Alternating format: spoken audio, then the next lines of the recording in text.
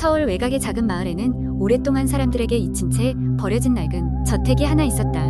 이 저택은 1920년대에 지어진 고풍스러운 건물로 당시 한 유명한 기업가가 가족을 위해 지었던 곳이었다. 그러나 1950년대 어느 날 그 가족은 흔적도 없이 사라졌고 이후로 저택은 흉가가 되었다. 사람들은 종종 저택 근처를 지나칠 때마다 이상한 소리나 이상한 형체를 봤다는 이야기를 전했다. 특히 달이 밝은 밤이면 저택에서는 피아노 소리가 들렸고 창문 너머로 하얀 옷을 입은 여인의 모습이 보인다고 했다. 이런 소문은 더욱 많은 사람들의 호기심을 자극했고 때론 용감한 젊은이들이 저택을 탐험하러 가곤 했다. 김수지는 평소에 괴담을 믿지 않는 대학생이었다. 친구들은 그에게 흉가 도전을 제안했고 수지는 그것이 특별히 무서울 것이 없다고 생각했다. 그래서 그는 몇몇 친구들과 함께 캠코더를 챙기고 저택으로 향했다. 그들이 도착했을 때 해는 이미 저물고 있었다. 낡고 거대한 문을 열고 들어서자 쾌쾌한 먼지와 곰팡이 냄새가 코를 찔렀다. 저택의 내부는 마치 시간이 멈춘 것처럼 보였다. 벽에는 여전히 그 시대의 그림들이 걸려 있었고 코너에는 먼지가 수북이 쌓인 우아한 피아노가 자리 잡고 있었다. 수지는 캠코더를 작동시키며 저택을 둘러보기 시작했다. 친구들은 서로 장난을 치며 무서움을 덜어내려 애썼다. 1층 거실을 지나 2층으로 올라가자 갑자기 저택이 흔들리는 듯한 소리와 함께 바람이 세차게 불었다. 창문 밖으로는 이상할 정도로 밝은 달빛이 비치고 있었다. 친구들은 모두 겁에 질려 다시 1층으로 내려가려 했으나 그 순간 어디선가 피아노 소리가 들려왔다. 아무도 피아노로 가지 않았는데 피아노는 혼자서 멜로디를 연주하고 있었다. 수지는 이건 뭔가 잘못됐다는 생각이 들었다. 그는 친구들에게 서둘러 밖으로 나가자고 얘기했지만 그 순간 저택의 문이 스스로 닫히며 잠겼다. 모두가 당황해 문을 열어보려 했지만 문은 꿈쩍도 하지 않았다. 저택 안은 차가운 공기가 맴돌며 어디선가 흐느끼는 소리가 들렸다. 그들은 저택의 다른 출구를 찾아야 했다. 손전등을 켜고 다시 2층으로 올라갔다. 그곳에서 오래된 가족 사진이 가득 찬 방을 발견했다. 가족들은 모두 행복해 보였지만 그중 한 소녀만큼은 너무나도 슬픈 눈빛을 하고 있었다. 바로 그 순간 벽에 걸린 소녀의 사진에서 흐르는 듯한 눈물이 보였다. 수진과 친구들은 소스라치게 놀라며 방에서 나가려 했으나 방의 문이 갑자기 닫히더니 잠기고 말았다. 그때 소녀의 영혼이 그들에게 나타났다. 소녀는 이 저택에 갇혀 있었고 자신을 이곳에서 풀어주기를 간절히 바라고 있었다. 그녀는 자신이 피아노를 연주하면 가족이 돌아올 줄 알고 계속해서 멜로디를 연주했다는 것을 알렸다. 수지는 소녀의 이야기를 듣고 나서 비로소 그녀를 도와주기로 결심했다.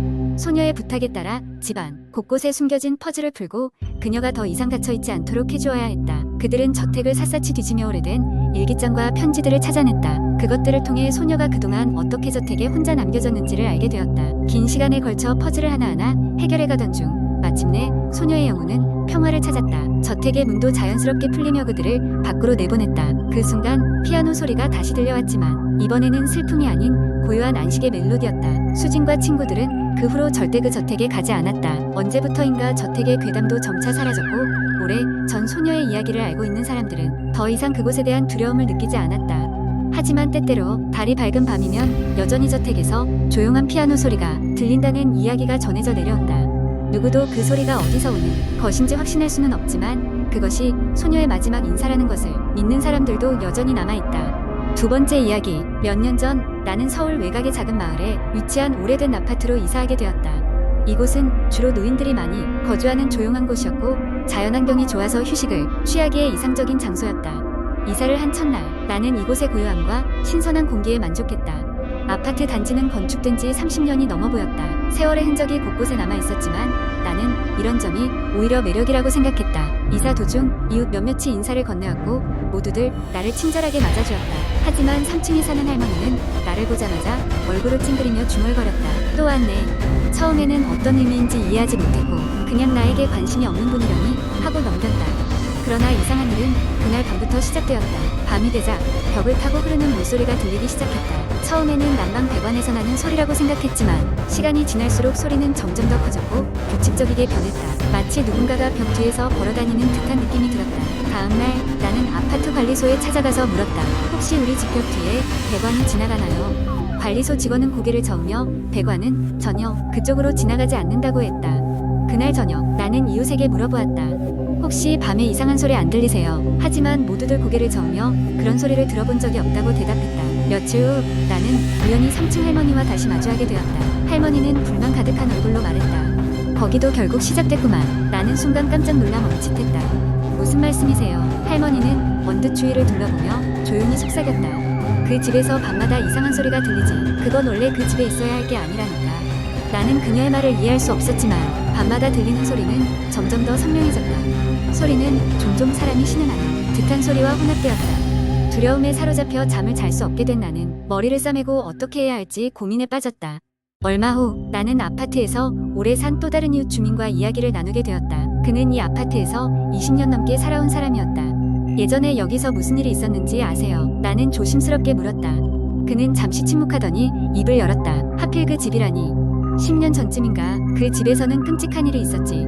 그 집에 살던 한 여자가 사라졌고 아직도 그녀를 찾지 못했어. 주민들은 그녀가 이 집에서 뭔가 끔찍한 일을 당했을 거라고 믿고 있어. 나는 갑자기 소름이 돋았다. 내 머릿속에서는 끔찍한 상상이 끊임없이 떠올랐다. 그날 밤 나는 가슴 깊이 두려움을 느꼈다. 그리고 그날도 어김없이 소리는 들려왔다. 이번엔 소리뿐만 아니라 방 안 어딘가에서 찬 바람이 느껴졌다. 마치 누군가가 내 뒤에 서 있는 것처럼. 나는 결국 용기를 내어 소리가 나는 벽을 두드리기 시작했다. 누구세요? 제발 그만하세요. 하지만 대답은 없었다. 오직 소리만이 더 커질 뿐이었다. 심호흡을 하고 벽에 귀를 대고 들었을 때 나는 소리에 뒤섞인 낮은 속삭임을 들을 수 있었다. 도와줘. 공포에 질려 뒤로 물러섰다. 더 이상 참을 수 없던 나는 다음날 집을 나서서 경찰에 신고하기로 결심했다. 경찰은 나의 이야기를 들은 뒤 오랜 시간 동안 그 집에 방문했던 여러 사건을 조사해보기로 했다. 그날 밤 이상하게도 소리는 더 이상 들리지 않았다. 시간이 흐르며 경찰은 그 집에서 이전에 실종된 여성의 흔적을 찾아냈다. 그녀는 결국 여전히 이곳에서 빠져나가지 못하고 있었다. 이후 나는 그 아파트를 떠났고 더 이상 그 소리를 듣지 않게 되었다. 몇 년이 지난 지금도 그때의 기억은 생생하다. 비록 나는 이제 안전한 곳에 살고 있지만 가끔씩 밤이 되면 그 무섭던 속삭임이 귓가에 맴도는 듯하다. 도와달라는 그 목소리와 함께. 세 번째 이야기. 어느 여름밤 서울의 한적한 주택가 주인공인 은지는 독립한 지 얼마 되지 않아 혼자 사는데 익숙해지고 있었다. 고요한 밤 공기를 만끽하며 하루를 마무리하던 중 그녀는 근처에서 조용히 흐느끼는 소리를 듣게 되었다. 처음에는 바람 소리라 생각하고 대수롭지 않게 넘겼지만 며칠째 이어지는 그 소리에 은지는 점차 신경이 쓰이기 시작했다. 그 흐느끼는 소리는 꼭 집 바로 옆 골목에서 들려오는 듯했다. 조용한 주택가에서 워낙 소리가 잘 들리다 보니 누가 울고 있는지 궁금하기도 하고 혹시 무슨 사건이 생기지 않았을까 걱정이 되기도 했다.